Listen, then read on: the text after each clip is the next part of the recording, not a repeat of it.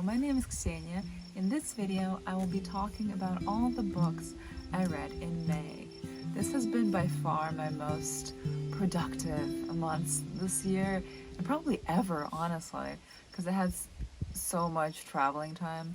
I was traveling to visit some relatives, and I was also just, taking care of a lot of things where I could squeeze in 20 minutes here, 30 minutes there, and that ended up reading 11 books, or finishing 11 books. 2 of them I did start from last month. But I look forward to sharing them with you and telling you some lovely quotes. And if you read any of these books, please let me know. And if you disagree with me, if you agree with me, if you have some recommendations based on these books, I look forward to hearing from you. So I'll start with the books that I finished from last month, from the month of April. The first one is The Wisdom of Solitude, from the Solitude book list that I compiled. And it was so sweet. Like, it just really made me pause and reflect on how solitude is a state we cultivate within us, even when we go out into the world, and how also spending time alone really helps on so many levels to reestablish that inner harmony, inner balance, and priorities, where often, when we live, we just get swayed or like pulled into something we don't really even prioritize or really even want to do. And solitude is a way of recentering.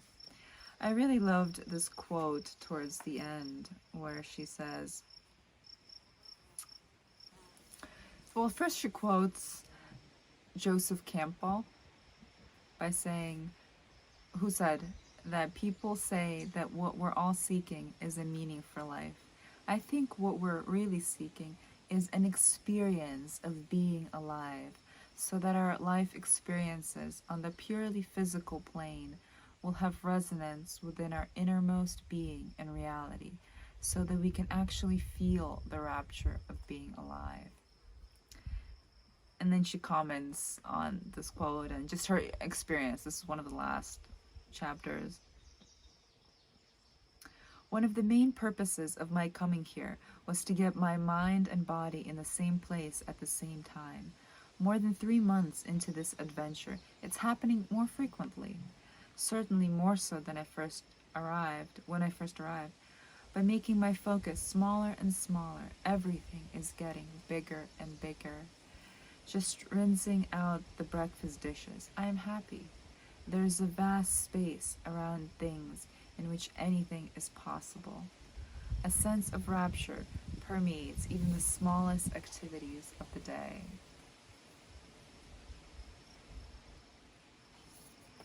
I thought that was beautiful.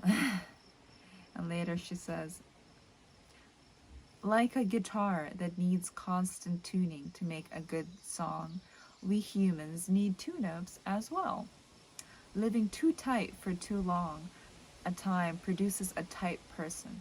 Living too loose produces a loose person.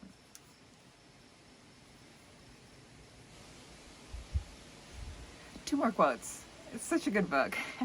This might be a long video, but I hope you enjoy them. This chance to live with the wind in the pines for 100 glorious days and nights, to watch the interplay of form and light without interruption, to find happiness in this taste of barley tea, and to feel at home within myself just the way I am. It was hard-won, but no doubt it would be hard to come by in the future. And then she says that the overwhelming emotion she has for leaving this little cabin in Maine is sadness. All too soon, the machinations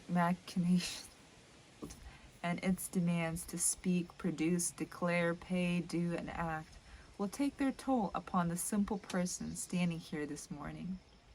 In no time flat, I'll be running around, going to work, going to the movies, getting stressed out, and talking all day long about sheer nonsense. She has such a sense of humor and a way of like making fun of her small problems that her mind makes big, and at the same time pointing out that these problems are really real to her at that moment. So the next book that I finished but started the month before is My Struggle by Karl Knausgaard. He's a stream of consciousness writer, and I've talked about him before in my previous videos, so check those out if you want a lot more on him. But he is definitely a favorite. Like, look at these tabs.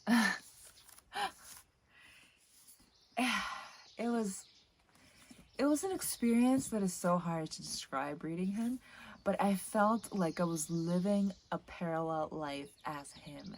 It was so detailed and so raw and so authentic in a way that even if sometimes it was a little bit uncomfortable, it was so real that I had to accept him as a person, because he's well-intentioned, he's doing his best, he's very sensitive, he's very aware of everything, and he's very critical of himself too, in a way that is necessary, I think, for living an aware life, for living a life that you're constantly growing. And the level of detail of this book might have been a bit too much for many people, but seeing the world through his eyes was an experience that I know I will want to keep going back to.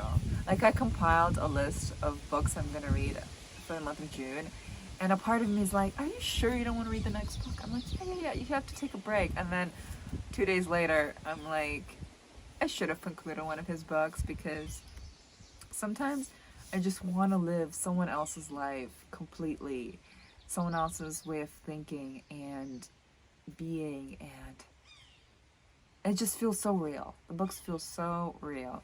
Even though these books do deal with his father's death and the whole psychological upbringing he had in his household, which is a bit tough at times, because his father died from alcoholism, and he never fully established a good relationship with his dad, which he has regrets for, but then he also has hate for him because of the way he raised him and so many things he did wrong in his family. Life is very, very nuanced, very complicated, very layered, and I love his books because I end up not judging him. I end up just realizing how much of stuff everyone is dealing with, and the passing judgment on other people is just really harmful to everyone. Anyways, I'll be reading more of him, and I'll share more quotes at some point, but I really just have to skim through the whole book for a couple hours to do that. Okay, so the poetry book I read this month was by Joyce Sutphen, Straight Out of You. I can't say that it was a 5-star read for me, but there were like 6 or 7 poems that I did absolutely love, and I'll share one of them with you. It's called From Out the Cave. When you have been at war with yourself for so many years that you have forgotten why, when you have been driving for hours and only gradually begin to realize that you have lost the way, when you have cut hastily into the fabric, when you have signed papers in distraction, when it has been centuries since you watched the sunset or the rainfall and the clouds drifting overhead pass as flat as anything on a postcard, when, in the midst of these everyday nightmares, you understand that you could wake up, you could turn and go back to the last thing you remember doing with your whole heart, with that passionate kiss, that brilliant drop of love rolling around along the tongue of a green leaf. Then you wake, you stumble from your cave, blinking in the sun, naming every shadow as it slips. I thought it was such a beautiful and thought-provoking poem with that image of the cave, which of course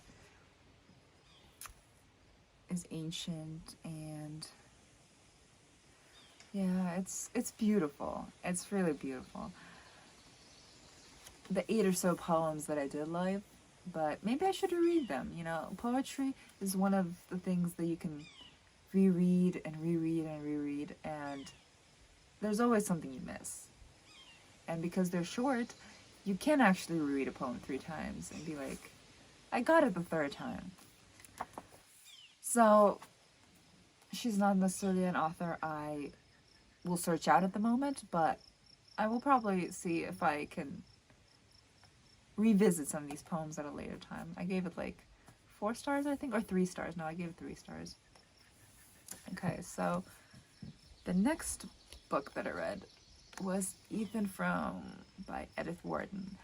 This was her first book that I ever read, and I have to say, she is a brilliant, brilliant author. I'm so sad that I never read her in school. I think at school, I would have actually appreciated her more than I did, like, Crime and Punishment or The Odyssey. She is so psychologically aware. Even though she grew up in a pretty well-off family and married pretty rich, she does capture the hardships that these New England people faced, and I think she does it very, very convincingly, very well. There is the tragedy in this book of love that couldn't really be arranged because of financial, mostly, reasons, but also class values and stuff. It's beautiful. It's definitely a masterpiece of hers, but I ended up loving this book so much that I went on to read House of Mirth. I didn't even wait to get it. I read it on my Kindle app. And it was very different reading it on my Kindle app, on my iPad, than it was reading it in a hardcover or a physical copy. And I also realized that I'm much worse at keeping track of the highlights and stuff. So let me see if I can actually find any of the quotes. It's tragic, but I have to say that I kind of predicted the ending, because given the tone of the book, it couldn't have a happy ending. That wouldn't fit it as an artwork, you know? I kind of was reminded of, like, as a painter, like, sometimes I have to put purple in trees, even when you don't really see it, but it establishes the harmony of the painting. The same way I felt for this book, that it couldn't have a happy ending, because that would just change the tone. The tone is sad. The class system of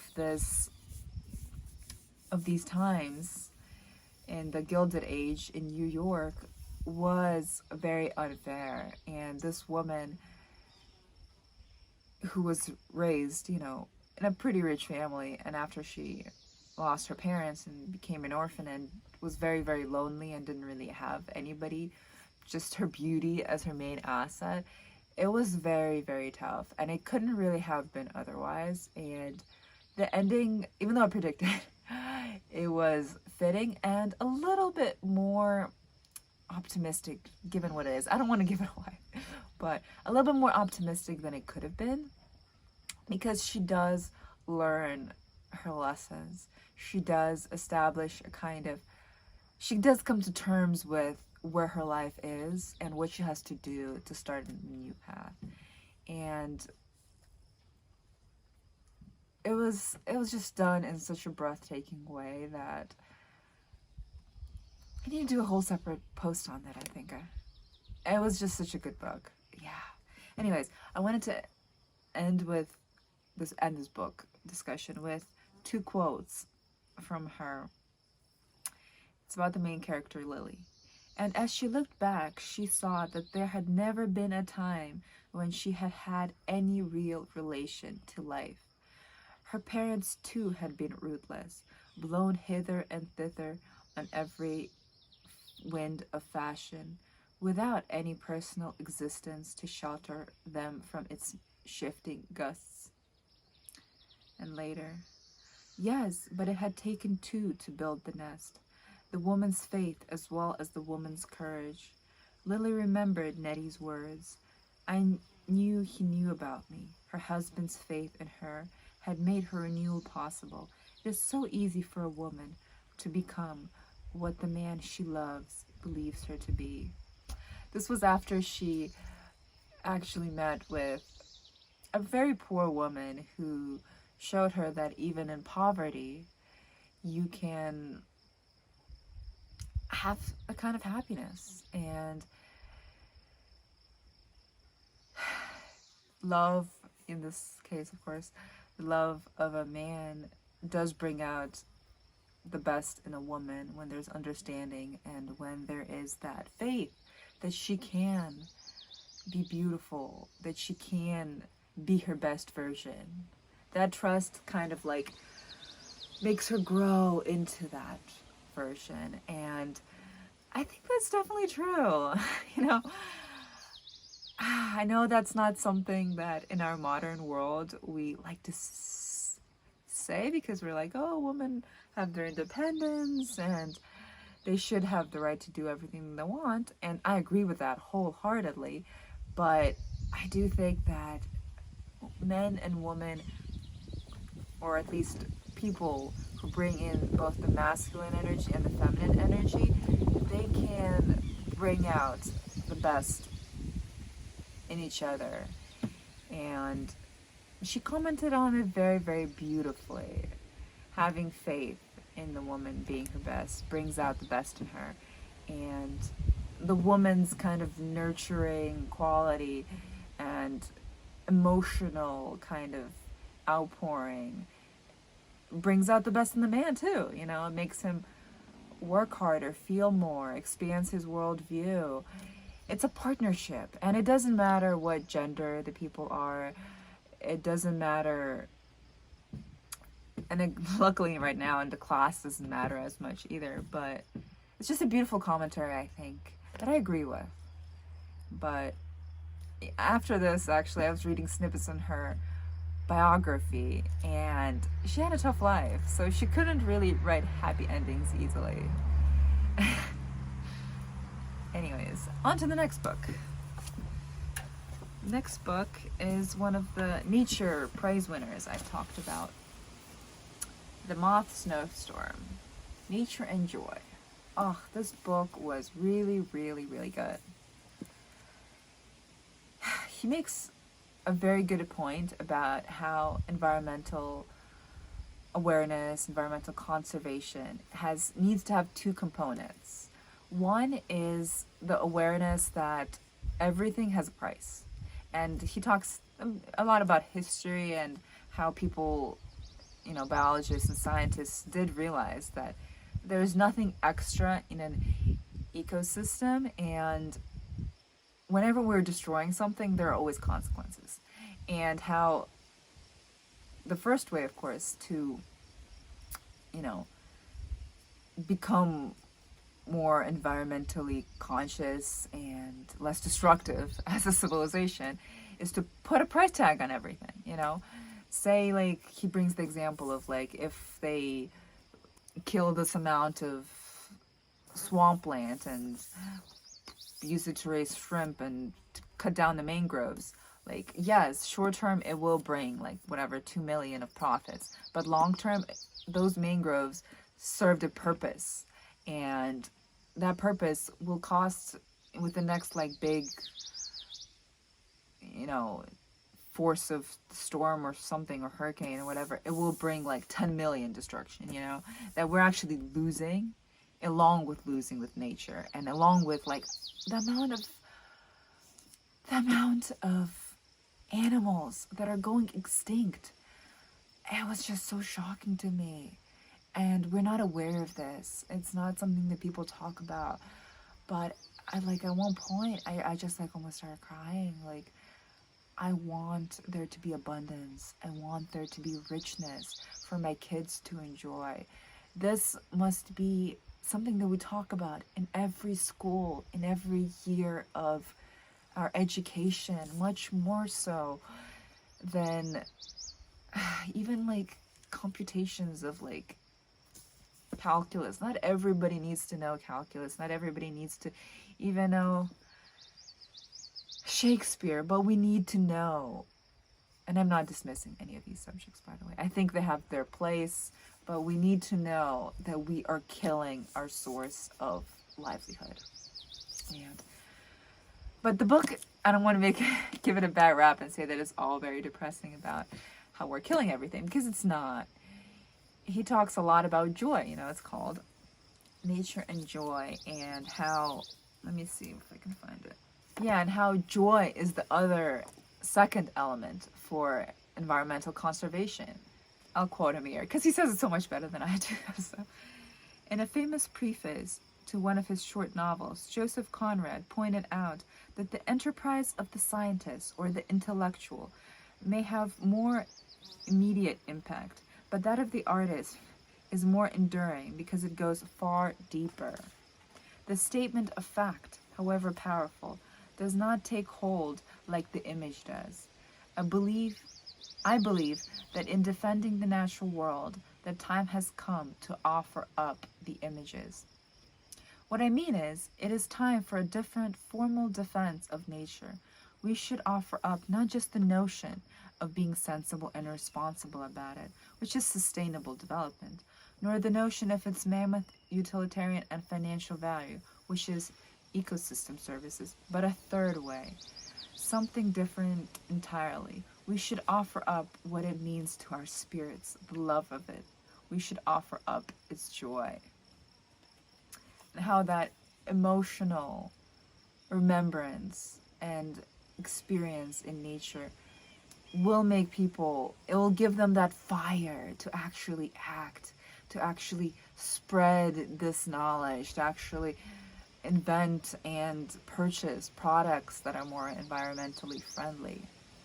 Oh yeah, he talks about the Moth Snowstorm, and the title comes from how there used to be all these seasonal changes where he knew that it was a certain time of year by this abundance of moths, or this abundance of a certain type of bird, or the snowdrops, or the blue lake of flowers in the forest, and how these signals, above all, of the world's reawakening after winter, have produced intense pleasure and excitement, and indeed reverence in us since we began to be human. They have produced the most powerful emotions, and not infrequently, in my own case, they have produced joy.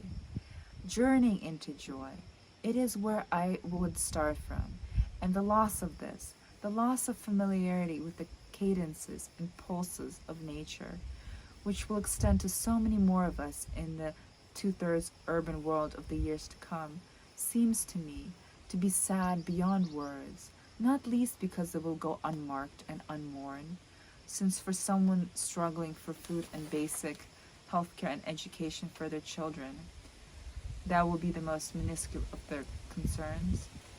The rhythms of nature, it would be no sort of concern at all, of course, and yet it is a great loss nonetheless, as I increasingly feel looking over the joy I have encountered there, the joy I have found in the calendar, and in the signals of the awakening world, beginning with the winter solstice.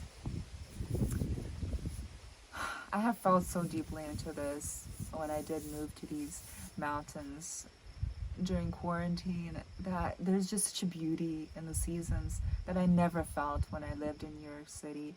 And the life that is required of us, in a way, here is simpler, especially if you want to be, of course, environmentally friendly.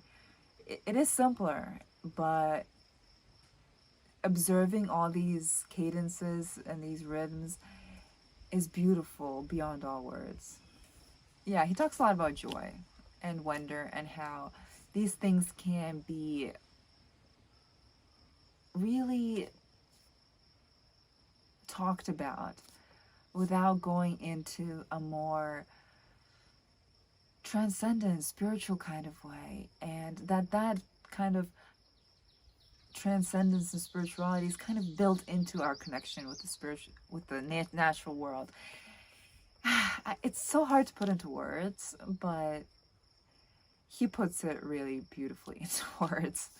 And I know I will want to read more nature books, and I really look forward to the rest of the Wainwright Prize winners, because I became just so much more informed about nature and I felt more deeply into my connection with it through this book. And of course, going out into the forest and living and communicating with it. Anyways, the next book I started but did not finish, this was the only book I didn't finish this month, which is amazing, is Letters on Life by Rilke. This is just snippets of letters. He wrote over 11,000 letters, and in them he explored a lot of the themes he later delved into deeper in his poetry. And the author, I think, did a very good job at the introduction and bringing his whole life and showing his poetry and his letters and how they kind of flew into each other. As a writer of letters, actually, I have like half a dozen pen pals. I understood what he meant so well, because I've realized that in order to say the same truth to different people, I actually realized that there was so much more to what I was trying to say. And through this revisiting it, it develops deeper and deeper and deeper. So let me just share a quick quote. Actually, it's a pretty long quote, but I was actually quoting it to one of my pen pals because I thought it was so relevant to these times and the topic of love and an approach to love that I think serves so much more than the common media portrayal of it. The media portrayal is so bad. It's mostly lust. It's mostly a kind of impulsive, just like, I want that, I like that, instead of a deep inner work, which is what he talks about. To take love seriously, to endure it, and to learn it the way one learns a profession, that is what young people need to do. People have misunderstood the role of love in life. Like so much else, they have turned love into a game and pleasant distraction because they thought that games and distractions are more blissful than work. But nothing is filled with greater joy and happiness than work and love. Exactly because it is the most extreme joy and happiness, can be nothing but work. A person in love thus has to try to behave as if he had to accomplish a major task. He has to spend a lot of time alone, reflect and think, collect himself, and hold on to himself. He has to work, and he has to become something. That is such a novel way of thinking about love, but I find it so true. Because in order for us to exist as loving individuals in the world, we have to keep our hearts open. And that's a constant kind of work, because when someone hurls an insult at us, when the world with all of its noise says, you're not worthy, you haven't achieved this, or you're not worthy because you did this wrong, or or you didn't do anything with your life, you're a quiet housewife who didn't do anything but keep the house clean and raise 2 kids that move on and live somewhere else and don't even call you often, these are all stories that happen. And he is not a very good family man. He actually ended up leaving his wife and child in order to fully delve into his work, but all of his letters are done. Yeah, his approach to love as a work, I think, is very valid. Because loving something and doing it consistently and no matter what happens is an effort. It's a concerted effort because you know that this activity, like I love producing art, I know that it is hard. It's work. It's not just like, oh, put some paint on there and you're done and it's fun and all easy. No, it's work. Sometimes I'm frustrated. Sometimes I have to scrape off the canvas and be like, some other day I will return to this theme or this particular painting. But loving anything is bringing an awareness to where you can improve, bringing an awareness to where you have closed down, bringing an awareness to where you're not listening. And that's all work. So I think he's brilliant in articulating that in that brief passage in his letters to someone. Even if he, struggled with balance and love properly, in the best kind of way as a work all of his life, but he observed a very valid point. Okay, so the rest of the books I actually ended up reading on my Kindle app because I was traveling, and I am so bad at taking notes on the Kindle. So I read the book Atlas of the Heart by Brene Brown. It's her latest work. It just came out this year, and the subtitle is Mapping Meaningful Connection in the Language of Human Experience. This book does talk a lot about language and how it is necessary for us to kind of learn the terms to describe our emotions in order to fully process them ourselves, in order to develop that awareness of where they arise and how to change them, how to let that, that shame, that closed numbness, whatever, to be transformed into something else. We have to learn the markers for specific emotions, learn the language for emotions to be able to talk about it, even if just to ourselves, even if we don't have a best friend we talk about it with, or a therapist or anyone. It was a very brilliant book, but I think it definitely requires reading her prior work so you understand that kind of layered complexity of how she got to this book. I will buy a physical copy when it becomes a little bit cheaper, and then I'll probably comment more fully and reread it because it is that good. It is that good. Okay, so the next book I read on my Kindle app was Earthlings by Sayaka Murata. I actually got it from Libby because, I didn't want to travel or buy things, actually. I'm trying to use the Libby app more for online stuff. And this book, Earthlings, by this Japanese author, is translated, and it's very similar to her previous book, actually, Convenience Store Woman, and it really grapples with the same themes.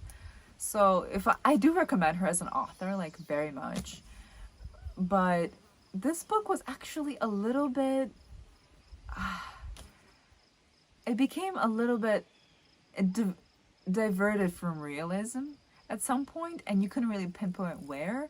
And towards the end of the book, it's a bit graphic and disturbing. And I can't say that I regret reading it, but I think most of the points are done pretty well in Convenience Store Woman, and I didn't get a whole lot from it. So I enjoyed it. It was relatively short, under 200 pages, and it really gives you a different way of looking at conformity, of looking at society's role in shaping us, and makes you really question, what does it want to shape us into? So I would recommend it, but maybe I would recommend Convenience Store Woman a little bit more because it doesn't have the graphic bit at the end, and it's more humorous, honestly, Convenience Store Woman. So it's all a matter of preference, of course. So the next book I read was Conversations with Friends by Sally Rooney. And I really did not like this book. It's her first book though, so it makes sense. I read her other book, Normal People, and I did like it. I thought it had some very good points on mental health and how trauma in childhood shapes us, and just psychological insights into growing up. This book, it felt a lot more amateurish, and there were sentences, like whole sentences, which were just like, it was nice. And these aren't like in the dialogue of the book. So like if a character said it was nice, like I would be like, okay, they're just casually and they don't have time or whatever, you know. But as a descriptor, I don't know. I am used to literature that is a lot deeper, and I didn't like any of the characters. They didn't evoke sympathy in me in the way that the characters of Normal People did. And in general, this book was very contemporary. Like, you can see that it's an author that wrote this when I was alive already, and an author that is dealing with contemporary issues like information overload, our educational system, the way that newer generations do realize that we're killing the planet and we need more awareness of how we're, you know, stereotyping people in unhealthy ways, and that there's a lot more gray area in so many things, including relationships. I thought that it did try to grapple with them in a way that was interesting, but I did not enjoy the book overall. It didn't give me the depth and the character development that I was hoping for, even from Normal People, which, like I said, is not surprising since I'm not reading her books in the order that she wrote them. I like Normal People a lot more, and maybe I will read her future books, but I will not read, I don't know if there are any other books that before Normal People. So the last book I read was kind of one of these impulsive, let's see what is being read nowadays. And I know this opinion will be very unpopular, but I hated Verity by Colleen Hoover. This is an author that keeps popping up all the time on the Facebook groups that I am part of. And people are amazed by her writing and just collecting all of her books. And I think her writing is very amateurish. And the only thing I really enjoyed about this book was the little twist at the end. Because I kind of felt like I knew where the book was going for. And the little twist in the end, I was like, wow, that was good. That was good. It was abrupt and quick, but it was a nice kick. It was a really nice kick. Yeah. But the characters I really didn't like, and it was also graphic sometimes, and it was just, yeah. When I don't like a single character and the language and the way the sentences are crafted is bland, it's very like suspenseful, like theatrical almost. This happened, and then this guy got run over by a truck and his blood exploded all over me, and I was in shock, and it was bad, you know. And it's just like, okay, I don't really care about that. And having that shock factor of someone dying in the very beginning of the book, I don't think it was necessary to contribute anything to the book. It's just like to shock the reader so they remember this book. I don't know. I will definitely not be reading this author again. And if any of you are avid classics readers who read or don't read much of contemporary literature, this is an author I would definitely tell you to probably not read. Sorry, Colleen Hoover. I know you're doing your best, and you're probably pumping out all these books in such quick succession because you need a paycheck, which is one of the really sad facts of modern life. The quality of art is compromised because people no longer have as many patrons. People no longer can find a way to, survive and prosper without sacrificing quality. And it's an unpopular opinion. I'm sorry if you like her. I hope this won't discourage you from listening to any of my other videos. So yeah, I actually finished this last book, but I basically read it the month before. I just forgot to mention it.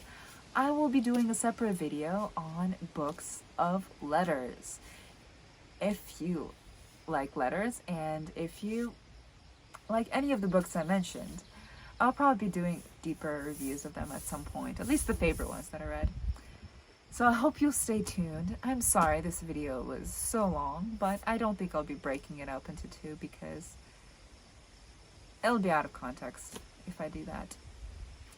Anyways, until next time, from now on I will try to be doing weekly videos so I can delve into the books more in the process of reading them and spend more time on them and give you deeper insights into each book and hopefully inspire you to read more.